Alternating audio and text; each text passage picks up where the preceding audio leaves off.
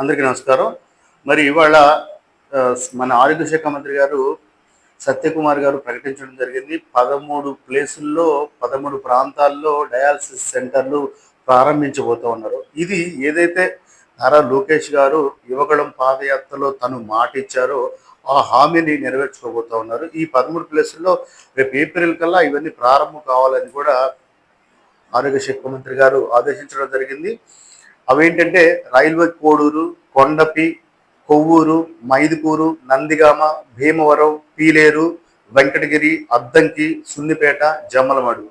మరియు వీటితో పాటు మరో 2 గిరిజన ప్రాంతాల్లో కోట విజయనగరం జిల్లా, సీతంపేట, పార్వతీపురం, మన్యం జిల్లాలో. మరి ఇవన్నీ కూడా ఏప్రిల్ కల్లా ప్రారంభమే అందుబాటులో రాబోతున్నాయి.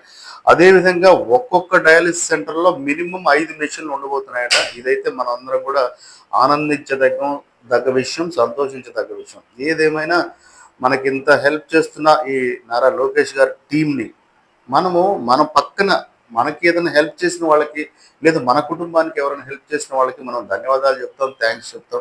అదే మాదిరిగా మన రాష్ట్రం ఆర్థికంగా ముందుకెళ్ళడానికి, ఆరోగ్యపరంగా, హెల్త్ పరంగా ఎటువంటి ఇబ్బందులు లేకుండా చూడటానికి, చేయడానికి తీసుకుంటున్న నారా లోకేష్ గారి టీంకి మనమందరం కూడా పార్టీలకు అతీతంగా ఖచ్చితంగా కృతజ్ఞతలు చెప్పాలి. వారిని ఇంకా ముందుకు వెళ్ళడానికి, ఈ అభివృద్ధిలో ఇంకా ముందుకు తీసుకెళ్ళడానికి మనం ప్రోత్సాహం అందించాలి. కాబట్టి అందరం కూడా ఒకసారి ధన్యవాదాలు చెప్తాం. Thank you so much.